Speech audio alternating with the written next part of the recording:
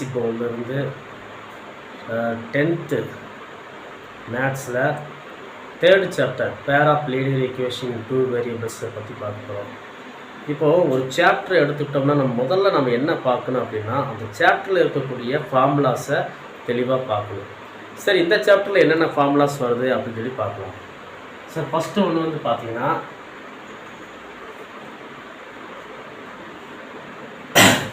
கன்சிஸ்டன்சியா R இன்கன்சிஸ்டன்சியா, இந்த formulas தான் பார்ப்போம். கன்சிஸ்டன்சி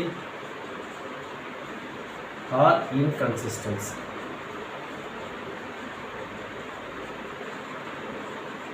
ஸோ இதில் என்னென்ன பார்க்கலாம் அப்படின்னா ஃபஸ்ட்டு வந்து a1/a2 it is not equal to b1/b2. எதுவுமே ஈக்குவலாக இல்லை அப்படின்னா இது வந்து இன்டர்செக்டிங்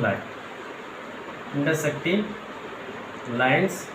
இதுக்கு எத்தனை சொல்யூஷன் கிடைக்கும் அப்படின்னா யூனிக் சொல்யூஷன் சொல்லலாம், இல்லைனா ஒன் சொல்யூஷன் அப்படின்னு சொல்லலாம்.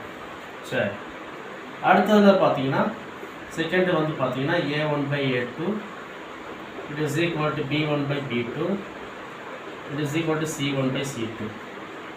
எதுவுமே ஈக்குவலாக இல்லைன்னா இன்டர்செக்டிங் லைனு. ஏதாவது ஒன்று மூணுமே ஈக்குவலாக இருந்துச்சுன்னா, மூணுமே ஈக்குவலாக இருந்தால் அது வந்து என்னன்னா கோயின்சிடென்ட்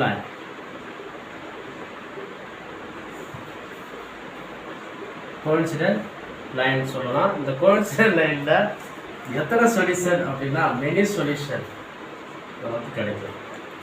சரி, அடுத்து தேர்ட் ஃபார்முலா பார்த்தீங்கன்னா a1/a2 is equal to b1/b2.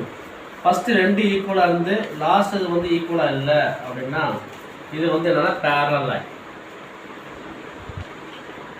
லைன்ஸில் no solution.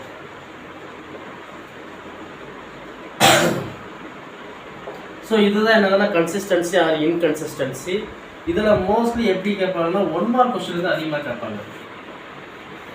இதுலேருந்து கண்டிப்பாக ஒரு 1 மார்க் கொஸ்டின் வந்து இந்த 1 மார்க் கொஸ்டின் வந்து ஸோ அந்த கொஸ்டினே கொடுத்துருவாங்க. ஒரு 2 ஈக்குவேஷன் கொடுத்து கோயின்சிடென்ட் லைன்ஸ் அப்படின்னு சொன்னோம்னா find k value, find a value, find x value அப்படின்னு சொல்லி கேட்பாங்க. அப்போ நம்ம வந்து என்ன பண்ணணும், அதை நம்ம யூஸ் பண்ணணும். ஸோ இதில் வந்து முக்கியமான விஷயம் இன்னொரு விஷயம் இருக்குது. இதில் வந்து எதெல்லாம் கன்சிஸ்டன்சி ஆர் இன்கன்சிஸ்டன்சி பார்க்கலாம். ஃபஸ்ட்டு ரெண்டுமே கன்சிஸ்டன்ஸ் தான், ஃபஸ்ட்டு ரெண்டுமே கன்சிஸ்டன்ட்டு. ஸோ லாஸ்ட் ஒன்று நோ சொல்யூஷன் இருக்கு இல்லையா பேரலல் லைன்ஸ்க்கு, ஸோ அதுக்கு மட்டும் தான் இன்கன்சிஸ்டன்ட்.